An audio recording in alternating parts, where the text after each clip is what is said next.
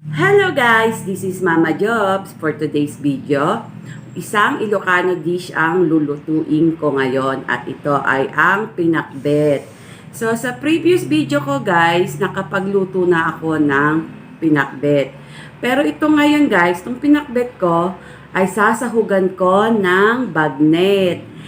Ang bagnet guys, ito yung parang lechong kawali ng mga Tagalog. Kaya for sure magugustuhan nyo ito. Kaya kung kayo ay bago pa lang sa aking channel, kayo ay mag-like, subscribe, at i-click ang notification bell. Diyan muna kayo guys at ihahanda ko lang yung mga gagamitin ko sa pagluluto. Bye muna!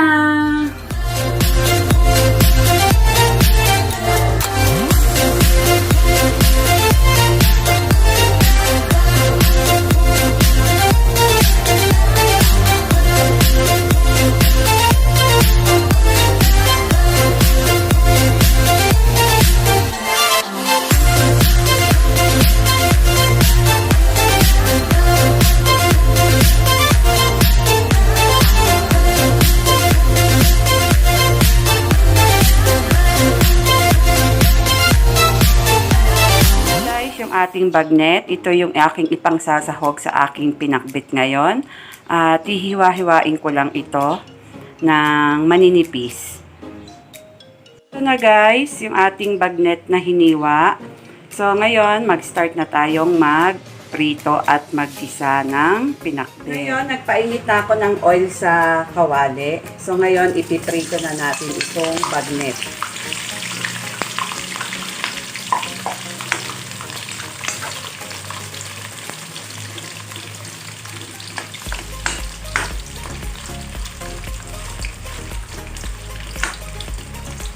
Hayaan natin siyang maprito at lumutong. Papalutungin natin itong bagnet.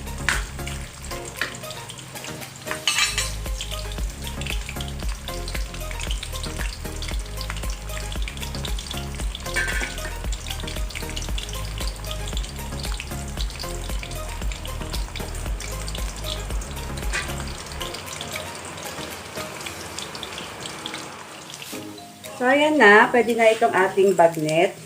So, isi-separate ko lang muna ito at babawasan ko ng mantika. At mag-start na tayong gumawa ng pinakbet.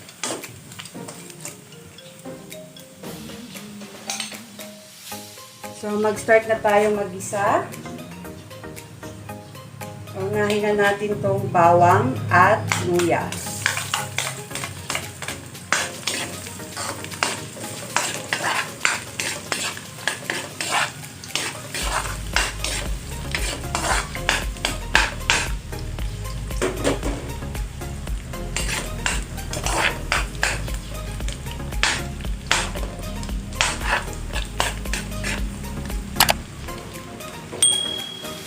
And then, next na natin itong sibuyas.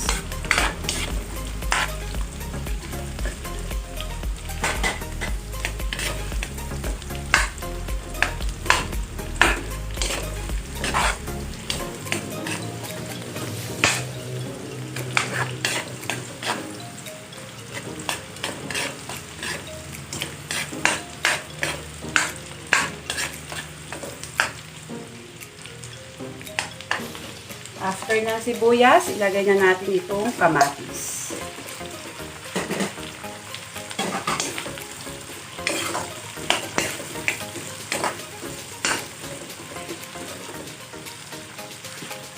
And then, takpan muna natin. Hayaan natin lumambot yung kamatis. So, check na natin yung ating kamatis kung malambot na.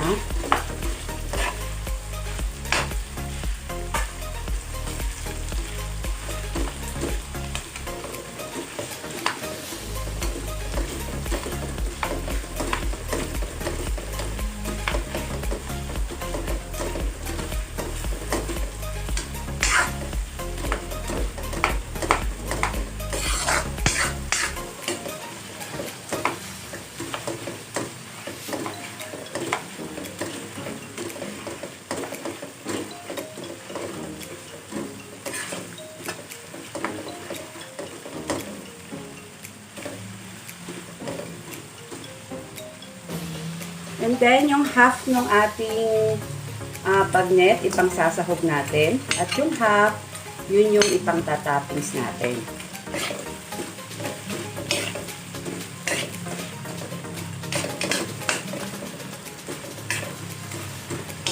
And then, add na natin itong kamote.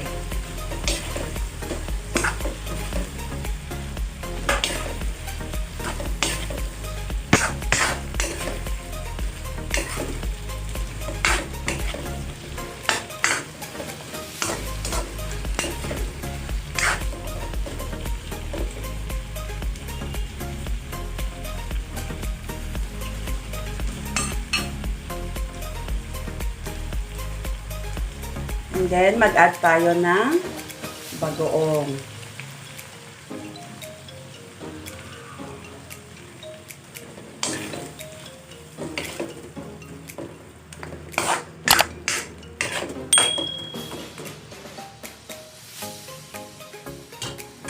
So, takpan uli natin.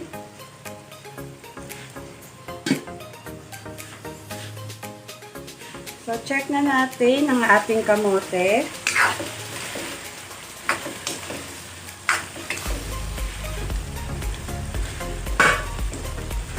So, ang next na ilalagay ko ay itong bunga ng malunggay.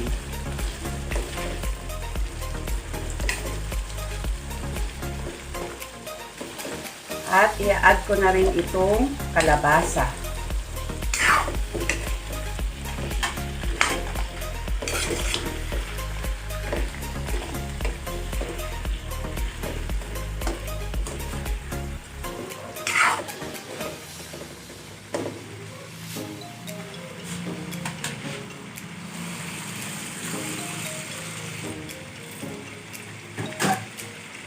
So, mag-a-add lang ako ng water.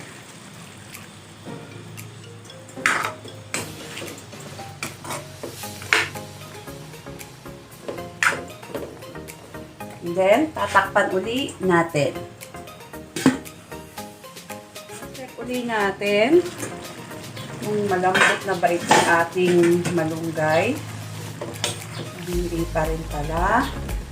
Ngayon, i-add na lang din natin itong sigarilyas.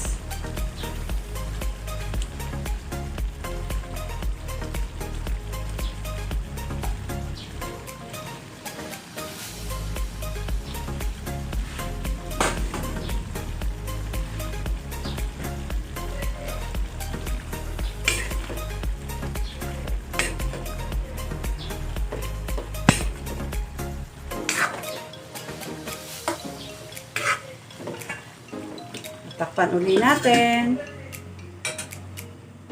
Check uli natin ang ating gulay. Ayan, pwede na natin i-add itong ating ampalaya.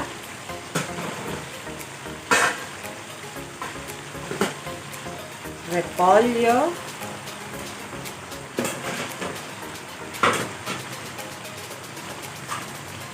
At itong talong.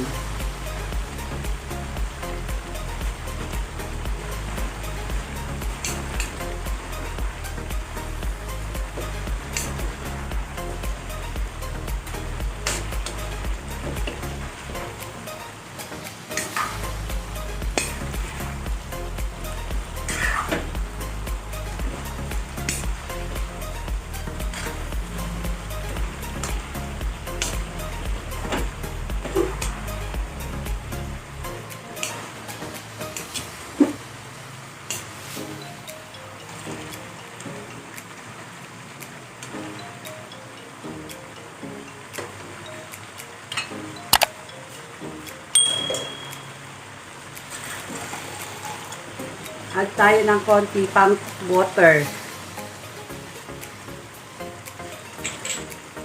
And then, lagyan natin ng paminta.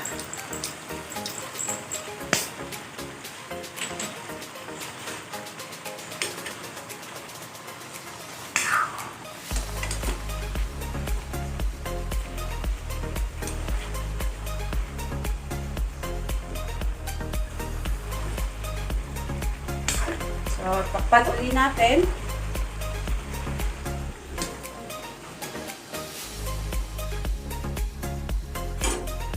So, check na natin ang ating gulay.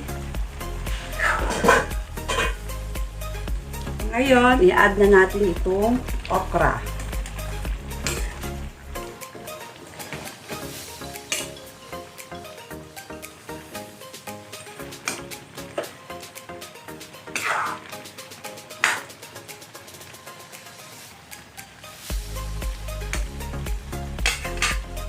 And then, mag-add tayo ng sili.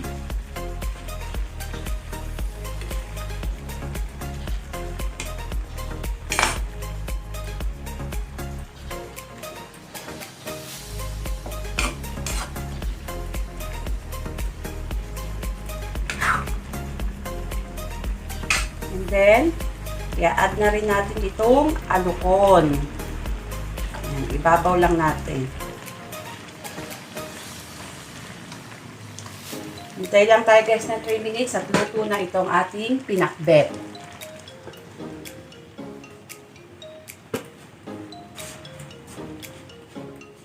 So check na natin ang ating pinakbet kung luto na ba itong ating huling nilagay. So malambot na guys itong okra. So ayan na guys, ready na ang ating pinakbet. Kung nagustuhan nyo ang aking video, kayo ay mag-like, subscribe, at i-click ang notification bell. And please, don't forget to share guys. Bye!